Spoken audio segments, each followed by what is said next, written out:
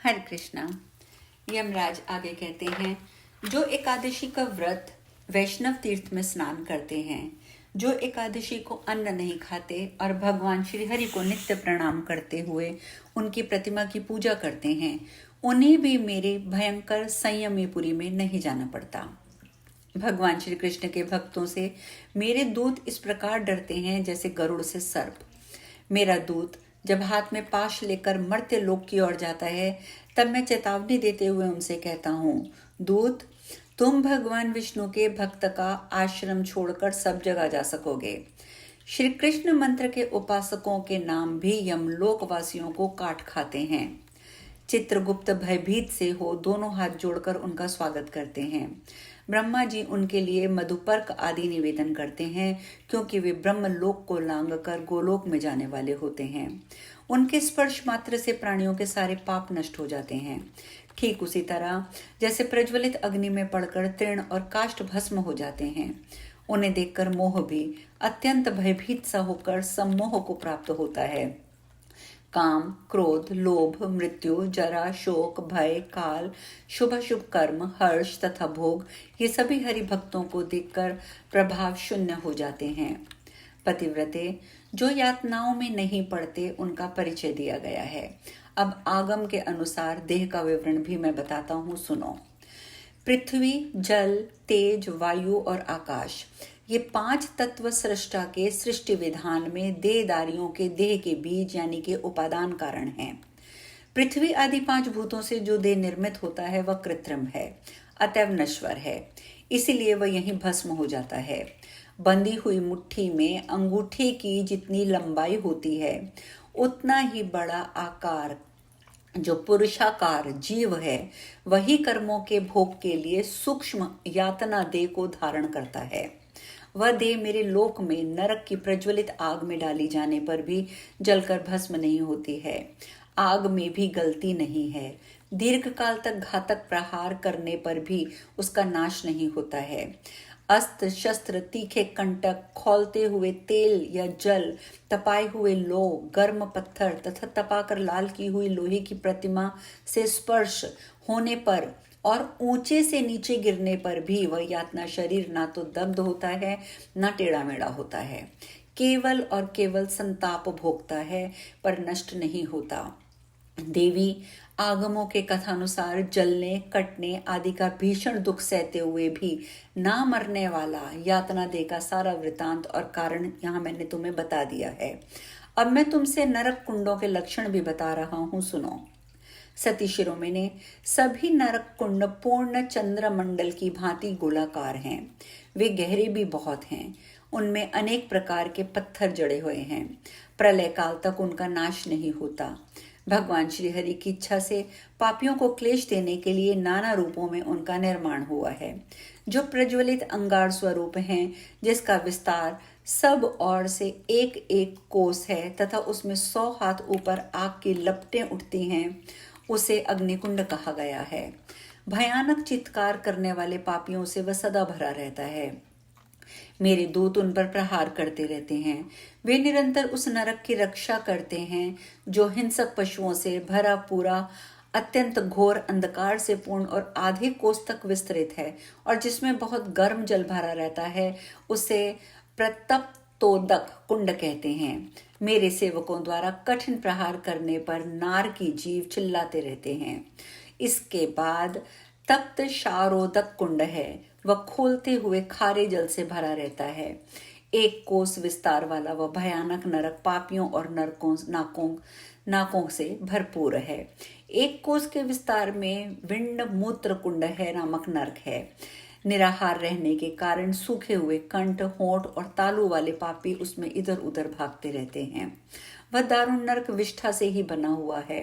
उसमें अत्यंत दुर्गंध फैली रहती है। वहां कीड़ों से उसका सारा शरीर छिद जाता है। मूत्र कुंड नामक नरक खौलते हुए मूत्र और मूत्र के कीड़ों से भली भांति भरा हुआ है। अत्यंत पातकी जीवों से भरा हुआ वह नरक 2 कोस के परिमाण में है। वहां के कीड़े जीवों को खाते रहते हैं। उसमें पड़े हुए पापियों के कंठ, ओंठ, तालू सब सूखे रहते हैं। श्लेष्म आदि अपवित्र वस्तुओं और उसके कीड़ों तथा श्लेष्म भोजी पापी जनों से भरा नरक श्लेष्म कुंड कहा गया है। आधे कोस के परिणाम में विषभक्षी पक्षियों, पापियों, कीड़ों से भरा हुआ यह नरक गर कुंड के नाम से विख्यात है। सर्प के समान आकार वाले वज्र में दांतों से युक्त तथा शुद्धातुर सूखे कंठ वाले अत्यंत भयंकर जंतुओं से वह नरक भरा रहता है। आंखों के मलों से युक्त आधे कोस के विस्तार वाला नेत्रमल कुंड है। कीड़ों से शक्त विषप्त हुए प्राणी निरंतर उसमें चक्कर लगाते हैं। वसा से पूर्ण 4 कोस का लंबा चौड़ा वसा कुंड है। वसा भोजी पातकी जीव उसमें व्याप्त रहते हैं। 1 कोस की लंबाई चौड़ाई वाले शुक्र कुंड वीर्य के कीड़े से वह व्याप्त होता है। उसमें रहने वाले पापियों को जब कीड़े काटते हैं तब वे इधर उधर भागते हैं। बावड़ी के समान परिमाण वाला दुर्गंधित वस्तुओं से भरा हुआ रक्त कुंड है। उस गहरे कुंड में रक्त पीने वाले प्राणी और काटने वाले कीड़े भरे रहते हैं। अश्रु कुंड नेत्र में आंसुओं के से वह परिपूर्ण रहता है। उसमें पापी जन भरे रहते हैं। 4 बावड़ी उसका विस्तार है। कीड़ों के काटने पर जीव उसमें रुदन करते रहते हैं। मनुष्यों के शारीरिक मलों और मल भक्षी पापी जीवों से युक्त गात्र मल कुंड है। कीड़ों के काटने तथा मेरे दूतों की मार से के कारण घबराए हुए जीव उसमें इस प्रकार समय बिताते हैं। कानों की मैल खाने वाले पापियों और आच्छादित कर्ण विकट कुंड है। 4 बावड़ी जितने प्रमाण वाले वह कुंड कीटों द्वारा काटे जाने वाले पापियों के चित्कार से पूरित रहता है। मनुष्यों की मज्जा तथा अत्यंत दुर्गंध से युक्त एक मज्जा कुंड भी है जो महापापियों से युक्त और 4 वापी में विस्तार वाला है। मेरे दूतों से प्रताड़ित प्राणियों से युक्त स्निग्ध मांस वाला मांस कुंड है।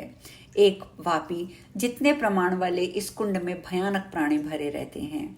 कन्या का विक्रय करने वाले पापी वहां रहकर कन्या का मांस भक्षण करते हैं। कीड़ों को काटने पर वे अत्यंत भयभीत होकर बचाओ बचाओ की पुकार करते हैं। 4 बावड़े जितने लंबे चौड़े नखादि 4 कुंड हैं। ताम्रमय उल्का से युक्त तथा जलते हुए तांबे के सदृश प्रतप्त ताम्र कुंड है। तांबे की असंख्य अतृप्त प्रतप्त प्रतिमाएं उसमें भरी रहती हैं। प्रत्येक प्रतिमा से पापियों को सटाया जाता है। वे चिल्ला उठते हैं।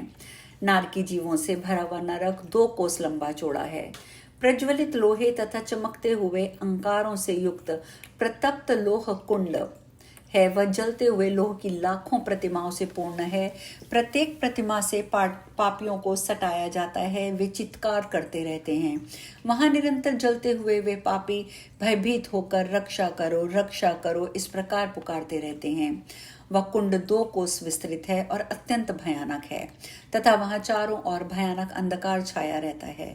चर्म कुंड और तप्त सुरा कुंड आदि बावड़ी के प्रमाण के हैं। चर्म भक्षण और सुरापान करने वाले पापी जीव उसमें भरे रहते हैं। शाल में किविल वृक्ष के नीचे तीखे कांटों से भरा एक कुंड है। वह दुखप्रद नरक और कोस की दूरी है। 1 कोस की दूरी में है। लाखों मनुष्य उसमें अंट सकते हैं। वहां 4-5 हाथ के अत्यंत तीखे कांटे वाले शामली वृक्ष गिरकर बिछे रहते हैं। एक एक करके सभी कांटों से घोर पापियों के अंग छिद उठते हैं। उन अत्यंत व्यग्र पापियों के तालू सूख जाते हैं। तब वह महान भयंकर चित्कार करते हैं, मुझे जल दो, मुझे जल दो। तक्षक आदि के विष समूहों से परिपूर्ण 1 कोस लंबा चौड़ा नरक है जिसमें पापी मेरे दूतों की मार खाकर गिरते हैं और वह विष ही उन्हें सिर्फ खाने के लिए वहां मिलता है। प्रतप्त तैल कुंड में सदा खौलता हुआ तेल भरा रहता है। जलन के कारण कीड़े तक उसमें नहीं रहते, किंतु मेरे दूतों की चोट खाकर पापियों को वहां रहना पड़ता है।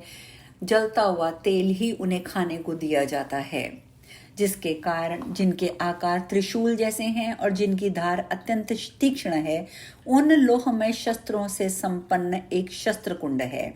चार कोस में विस्तृत वह नरक ऐसा जान पड़ता है मानो शस्त्रों की शैया हो। भालों से छिद जाने के कारण जिनके कंठ ओंठ तालू सूख गए हैं, ऐसे पापी जीवों से उस नरक का कोना कोना भरा रहता है। साध्वी, जिसमें सर्प जैसे बड़े बड़े असंख्य कीड़े पड़े रहते हैं, उसे कृमिकुंड कहा जाता है।